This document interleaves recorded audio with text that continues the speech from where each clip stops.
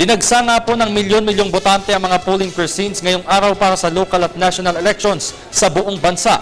May mga naranasang problema, aberya at maging mga sigalot ang ilang lugar sa bansa. Isa na dito ang Datu Piang sa Maguindanao kung saan ay may naganap umanong tensyon kasabay ng isinasagawang halalan. Sa detalye, narito ang report ng ARMM correspondent na si Munir General. Assalamualaikum, Autonomous Region in Muslim Mindanao. Ngayon, ihatid na naman ng PTB Central Mindanao at ARMM News Bureau ang huling kaganapan sa halalan sa araw na ito, lalo-lalo dito sa ARMM sa Maguindanao Province.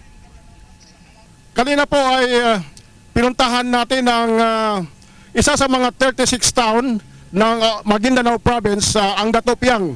Dahil napag-alaman natin na mayroon kunting sigalot doon. At yun na nga, nung pumunta tayo, tayo lang ang network na nakapasok doon sa presento na yon.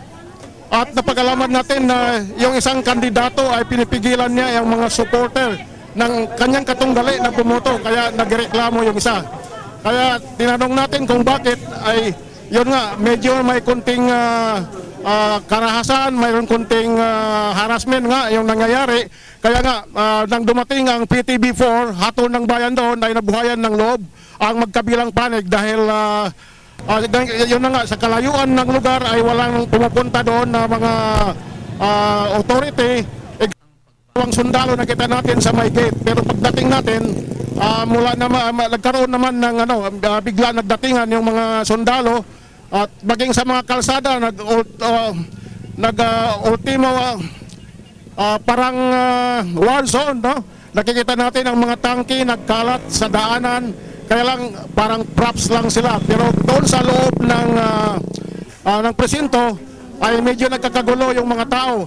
Pero ganoon pa man, tinanong natin ang pamunuan ng Philippine National Police, si Senior Superintendent Rodilio Hoxon, ang Maguindanao Provincial Director. Ang sabi niya sa atin na the Philippine National Police is on top of the situation. At ganoon din ang pamunuan ng Commission on Election, si Regional Election Director Attorney Renzo Malipaw. Anya lahat maayos naman ang halalan sa lalo na sa Maguindanao, except sa isang presento nagkaroon ng nagkabaliktad yung mga ballots. Yung papunta sa Dato Paglas town ay napunta sa dito sa Tamuntaka, sa Cotabato City.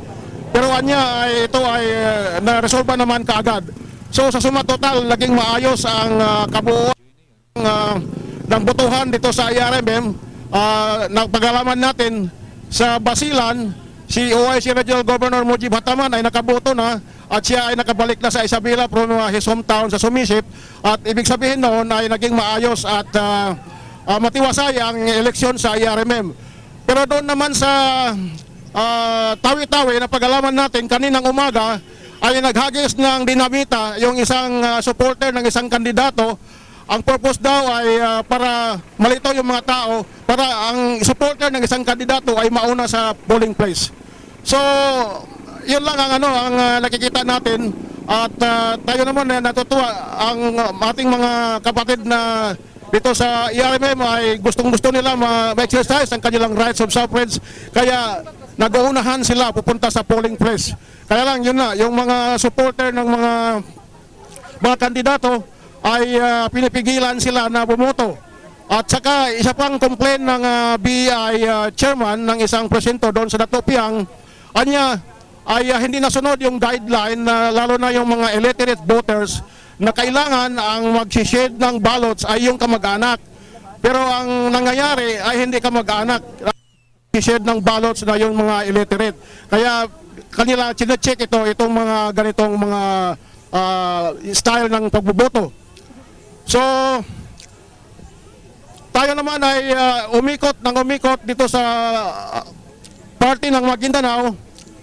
Yung dalawang bayan na pinuntahan natin, medyo may konting sigalot nga, sabi ko kanina. Pero doon naman sa Dato Saudi Ampatuan ay nakikita natin medyo maayos ang pagboto.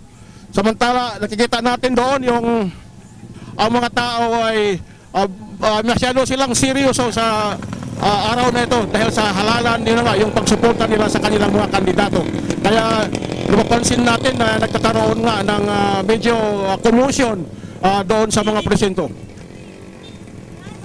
So yun lang po ang dito sa uling kaganapan sa Autonomous Region in Muslim Mindanao.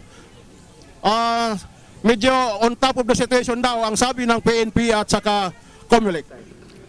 Dito sa Masjid di Maukom sa bayan ng Dato Saudi Ampatuan, kitang-kita sa likod ko ang moske na pink ang kulay na nangahulugan na pag-ibig dito sa lalawigan ng Maguindanao. Hotspot ng halalan sa araw na ito. Pero doon naman sa kabila, dinaanan namin ang Datopiang at Barangay Salvo ay salungat sa nangyayari dito. Dito medyo hindi masyadong magulo, tahimik ang lugar. Samantala doon sa kabila, nagkakagulo ang mga botante, hindi makita ang kanilang mga pangalan sa listahan o mayroon mga goons na ayaw papasukin ang mga botante. Sana manatili ang kapayapaan, ang pag-ibig sa puso ni Numan dito sa lalawigan ng Maguindanao. At maging matagumpay ang halalan dito sa buong Autonomous Region in Muslim Mindanao sa araw na ito. Mula sa lalawigan ng Maguindanao, Munir General nag-uulat para sa Hatol ng Bayan.